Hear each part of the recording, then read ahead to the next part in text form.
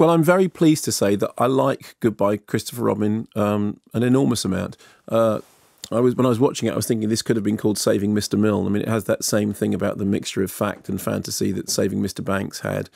I also think that whenever you approach something like Winnie the Pooh in the same way as you're approaching Mary Poppins, you need to tread very carefully because, you know, these are things that people cherish and hold very, very dear, and it's very easy. And I think you've seen a couple of reviews in which people have just taken against the whole idea that anyone can approach Winnie the Pooh. But I think this does it very successfully. Just to recap what was said before in the interview, essentially it's the story of the creation of the Pooh books, that A.A. Milne returns from the Great War, as it was called, back to this sort of bling-filled life in Blighty when he can't fit in anymore. He's full of rage and disappointment, and he leaves London for this rural retreat where he wants to write an anti-war tome, which is something which his wife Daphne, played by Margot Robbie, describes as perfectly horrid. And he finds himself blocked, and he finds that he can't write and he can't really create until when he's walking in the woods with his young son Christopher Robin, and suddenly, almost accidentally, something of unexpected beauty starts to happen. And there's that line which is in all the trailers, you know, are we writing a book? I thought we were just having fun. And Milne says, well, we're writing a book and we're having fun.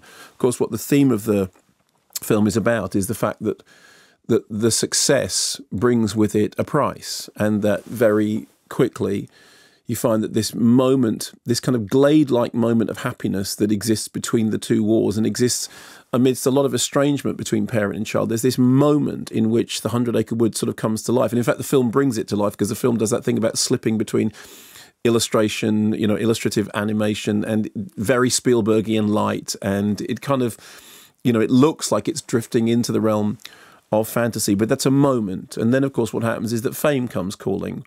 And fame brings with it a price. And there's a very plaintive line that the kid says, Will Tilson, who is terrifically cast, and incidentally looks at the absolute spit of those illustrations of Christopher Robin, and everything from the pudding bowl sort of Danny Torrance in The Shining haircut to the kind of, you know, the gender neutral smocks and that sort of idea, you know, that what's now become this crystalline idea of what idyllic childhood looks like. He's described at one point in the film as, well, he must be the happiest boy on earth, when he's actually in the middle of being paraded around like a show pony.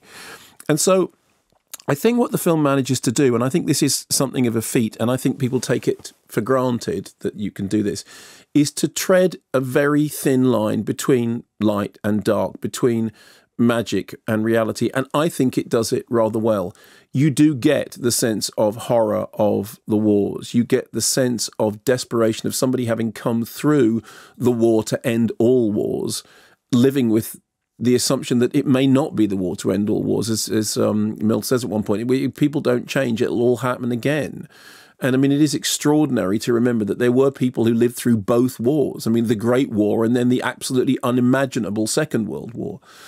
And I think that the film does great justice to that. I also think that what it manages to do is to balance the sweetness, the sugar, the glistening with something dark. And I think it's a great tribute to Frank Cottrell Boyce's script. I mean, there was an original screenplay before by another writer, which he then took and started again and rewrote it.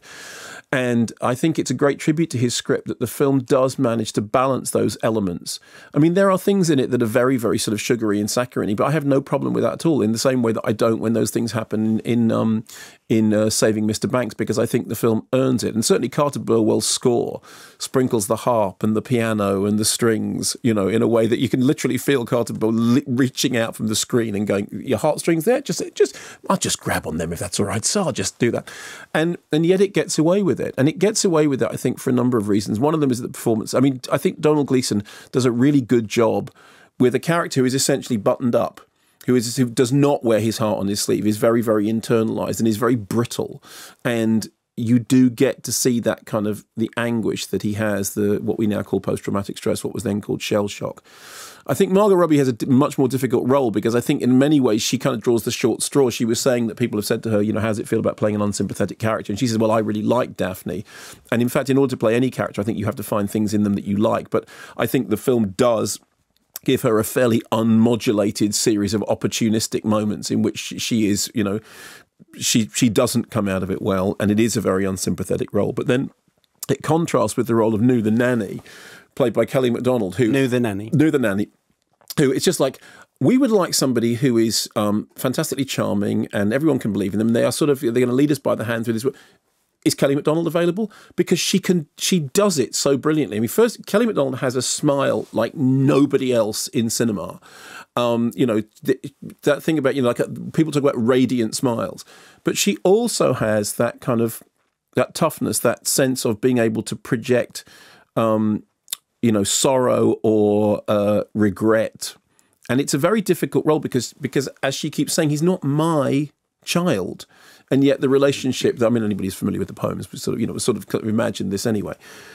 So I think that what the film manages to do is to balance those elements very well. And although I can see that it would be possible to be cynical and to sneer, I don't know why you'd want to.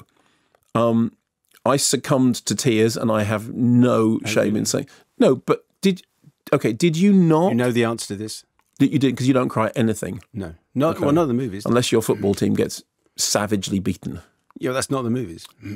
Somebody made a movie about one of your football teams getting savagely beaten. No, it doesn't. You wouldn't cry. Okay, but I did, and I was glad that I did, because I sort of felt that having gone through this story with the film and having sort of been led through the woods by it rather charmingly. I mean, again, when I say charming, I mean it as a really, really great compliment. I thought the film was genuinely charming. I think what they managed to do is they've come up with, yes, it's very beautiful, and yes, it's the story of Winnie the Pooh, and it manages to do all those things, and it still manages to be about something. Yeah. And you could take, yes, it's a PG, because I meant because of the flashbacks. That's what it says in the BBFC thing, it says war scenes, yeah. Take your 8 and 9-year-old, that's going to be fine. Take your mum, take your aunt.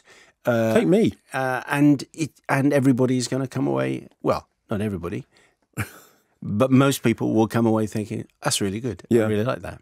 It was. I mean, I said I really was charmed by it. And I did go in slightly nervous because it did have the potential, I think, to tip, you know, much into sort of into schmaltz, and it didn't. And it's funny because at the very beginning there is this thing when you see this forest and these shafts of light that literally look like that Spielberg light that has now become the Hollywood shorthand for fleeting and soon to be lost childhood.